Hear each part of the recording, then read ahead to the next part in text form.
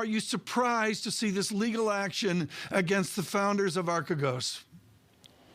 Frankly, no. Clearly, given the events of last year, when we were all over this, it was clear that something had gone very wrong. It was more of a case of, can the prosecutors figure out a way, or what would the charges actually be? Because it looked like Bill Hwang had been able to exploit a couple of legal avenues that are now sort of exposed, or at least, the facts behind them are laid out in this morning's indictment.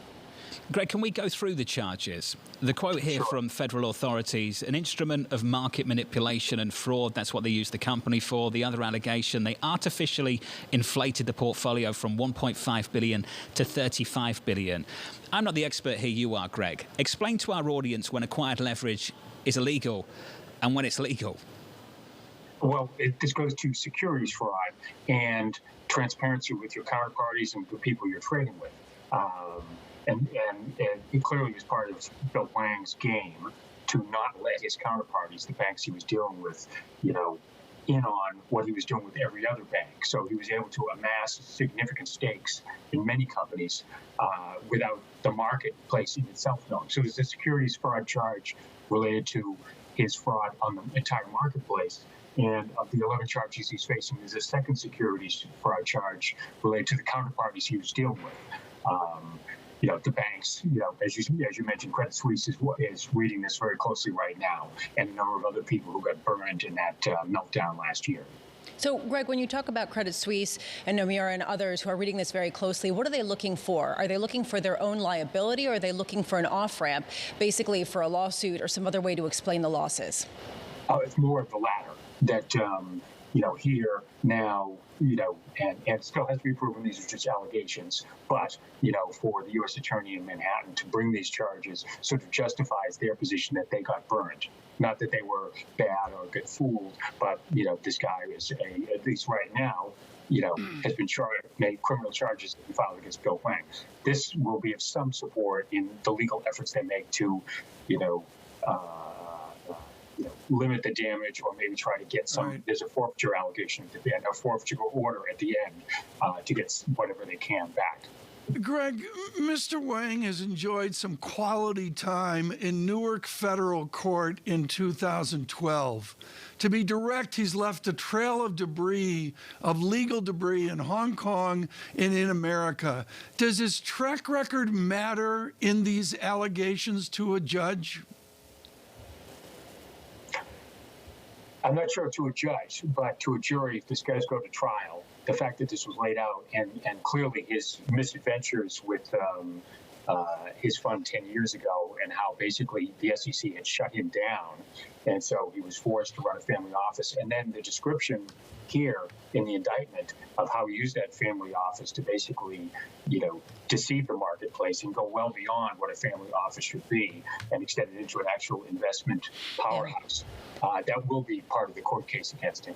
Greg, can you put this charge into perspective with the U.S. Attorney's Office in the Southern District of New York in terms of how they view leverage, how they've been cracking down on securities fraud, on manipulation, on some of these issues, especially as they pertain to family offices? Is there a larger narrative or context to put these charges within? I think there could be, given just the what's been going on with the markets for the last 10 years and the rush to pick up every nickel on the highway, people bending rules, and in this case going through them. It's a sign that the U.S. Attorney's Office in Manhattan is taking this very seriously and willing to go into deeper waters. This is not an easy thing. They did it in a year. It's a very complex case, and I'm still reading through it. It's a 59-page indictment. But this is beyond insider trading. This is we've reported, and others, that there's an investigation out of the same office into block trading on Wall Street. So this makes sense that there's a group of people there, prosecutors, investigators, focused on, some deep, intricate, complex trading strategies that could be going beyond the limits of the law. Greg, you're still reading through it. I understand that. But just on first blush, as you go through some of the big allegations here, can you explain to us how difficult it is to prove the case? Federal authorities, it's their job to make it sound like this one is pretty straightforward. As you know, it's not. How difficult would it be to prove this?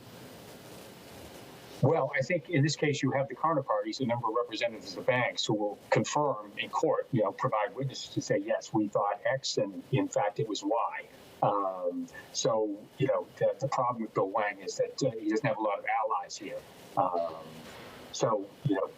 I do think complexity is a defendant's friend. If this goes to trial, then a good strategy will be to inundate the jurors with as much information, financial information, market moves in the middle of the day, in the middle of an hour, et cetera, to try to just make it complex enough so that one juror or two jurors out of the jury panel of 12 will have some doubts or not understand it. That's a legitimate strategy, right. Complex white-collar crimes.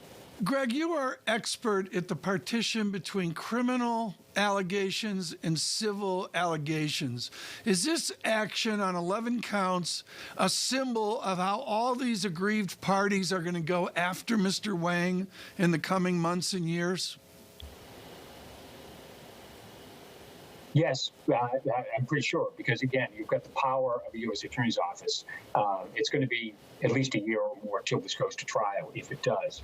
But they've now got something they can show that in their, that they can say, this guy's seeking to fraud us. So this is comfort, if you will, to, Credit Suisse and some of the other banks that got burned badly last year.